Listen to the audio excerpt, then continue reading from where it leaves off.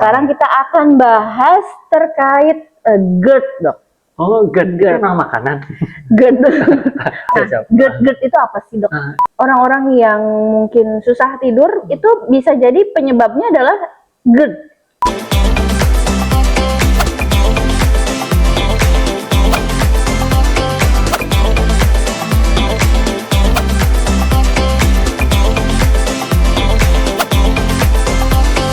Bisikin Raja.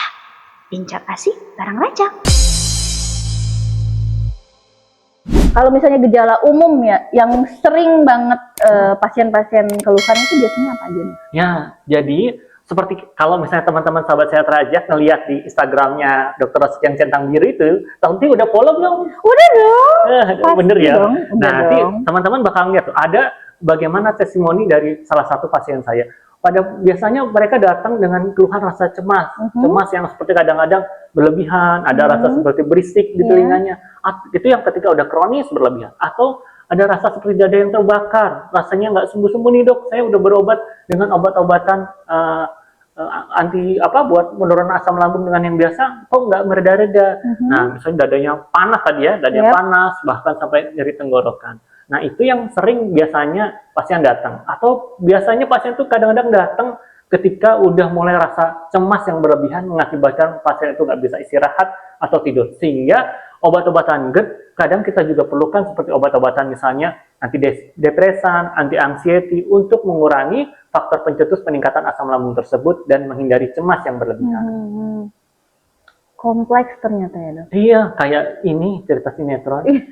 Ya kan kita tuh biasanya kita dengar GERD mas emah biasa, tapi ternyata itu sangat kompleks sampai bisa menyebabkan anxiety, susah tidur, cemas, dada terbakar, dan pokoknya ya kompleks ya dok ya. Aonti pernah nggak ngerasain kayak gitu?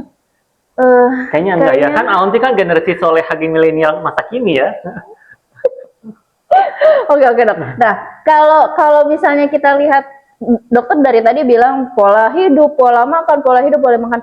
Nah sebenarnya ada nggak sih dok makanan yang memang makanan apa saja yang paling umum itu yang bisa memicu terjadinya GERD? Nah sebenarnya seperti yang tadi ya, karena dia derivatnya karena gastritis kronis, sahabat sehat Raja, jadinya kita harus mencari makan makanan yang pasti akan menyebabkan seperti gastritis atau iritasi di lambung. Salah satunya contohnya apa? Pasien dengan contohnya suka makan pedas-pedas, atau makan tepung-tepungan, atau minum kopi, misalnya kopinya pekat banget ya, atau pasien yang suka misalnya baru makan, belum ada 3 jam langsung tidur, atau pasien-pasien dengan misalnya ada gangguan kecemasan atau stresor yang tinggi di lingkungan sekitarnya. Yang paling sering salah satunya makanan dengan tinggi gula, tepung, dan goreng-gorengan. Jadi teman-teman sahabat sehat Rojak jangan biasakan ya misalnya makan nasi goreng atau kue goreng pada saat makan malam, karena itu sangat tidak sehat, akan mencetuskan asam lambung yang berlebihan. Dan diingat ya, kadang kita suka makan seblak nih, atau makan makanan mie dan makanan yang langsung kita telan, belum 32 kali kunyahan atau 1 menit udah kita telan nih, sehingga proses digestifnya akan jadi berat di lambung, padahal harus ada proses mekanis di mulut kita, sehingga akan jadi beban berat yang sangat membebani si lambung tersebut. Akibatnya apa? Pasien belum selesai proses pencernaannya, pasien sudah tidur, akhirnya asam lambungnya naik, zat kimianya naik, akhirnya menimbulkan GERD. GERD yang berulang-ulang akan mengakibatkan pelonggaran dari sphincter atau keran di gaster dan di lambungnya. Jadinya akan mengakibatkan asam lambung yang naik. Sehingga penting banget bagaimana kita sebagai generasi yang baru ya, generasi yang baik, generasi Khairunas Anfa'ulinas ya, ini kita selipkan dakwah berarti ya. Jadi harus ada tata kelola yang baik, tata kelola stres yang baik, tata kelola bagaimana pola makanan yang baik, dan tentunya untuk selalu bertawakal kepada Allah Subhanahu wa Ta'ala terhadap apapun masalahnya. Nggak boleh tuh yang namanya overthinking kita ya dok? Iya banget, karena OVT itu ternyata bisa menentukan menentukan bagaimana proses pencernaan, bagaimana kesehatannya kita, dan apa yang kita pikirkan itu yang pasti akan terjadi. Jadi harus benar-benar positive thinking dalam setiap hal. Oke, dokter. Tadi dokter menyebutkan kopi juga itu ternyata adalah salah satu pemicu terjadinya GERD. Itu maksudnya kopi yang sekarang lagi marak di masyarakat itu juga sama berarti? Iya, asalkan bukan kupingin kamu dengan bismillah ya.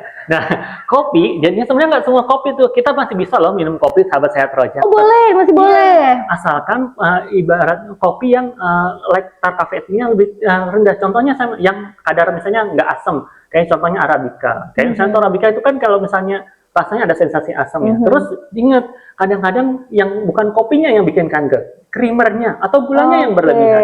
Creamer yang berlebihan atau ada laktosa di sana akan mencetuskan asam lambung yang meningkat. Sehingga apabila terus-menerus pola makan yang nggak sehat, akhirnya ada penumpukan tuh creamer jadinya gula-gula yang belum akhirnya mengakibatkan asam lambung. Belum makan udah minum kayak gitu. Akhirnya si lambung itu akan terbebani jadi terus-menerus. Dan akhirnya akan ada tukak lambung. Akhirnya terus-terusan menjadi lingkaran setan mengakibatkan GERD hingga akan mengakibatkan anxiety. Jadi sebenarnya teman-teman sahabat sehat masih bisa loh kopi, bisa minum kopi asalkan secukupnya. Kalau mereka cukup 1 cangkir dalam setiap harinya dan harus setelah makan. Oh, jadi kita tuh boleh minum kopi tapi dianjurkan itu setelah makan. Sebaiknya seperti itu. Soalnya kenapa? Supaya tidak membebani si lambung dan akhirnya tidak meningkatkan asam lambung yang berlebihan. Itu Onti. Kalau Onti suka kopi apa? Ya banyak lah dok. Itu sih dok, maksudnya Onti tuh kadang FOMO ya. Ya kan sekarang kan lagi banyak tuh marah kopi-kopi yang lagi ya naik daun gitu dok. Ya, Onti sering FOMO gitu dok, jadi kadang ada juga takut begitu dok.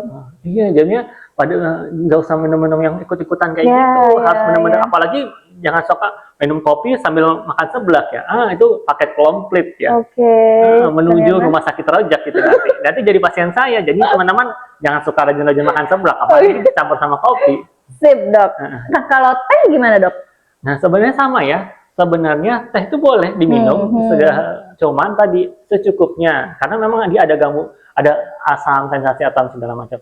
Teh yang campur creamer kan ada ya, teh tarik atau segala macam. Nah itu yang kadang-kadang mengakibatkan salah satu yang terus-menerus akan mengakibatkan jadi asam lambung meningkat. Misalnya coba deh, kadang kan Aunty suka minum teh ya. Orang dulu tuh biasa-biasa aja, cuman teh yang kekinian yang saat ini yang dicampurkan derivat-derivat yang misalnya ada penyedap rasa, ada misalnya pengawet, akhirnya mengakibatkan apa sih? Mengakibatkan asam lambung atau mengakibatkan jadinya mual atau jadi sensasi nggak nyaman. Oke, dokter. Kalau misalnya kita mau mencegah si GERD ini, itu dengan cara apa? Kalau misalnya kita konsumsi obat mah, ya setiap kali kamu misalnya kita, asam lambungnya naik nih, kita langsung nih minum obat yang biasa kita minum itu. Nah, itu aman nggak sih untuk jangka panjang?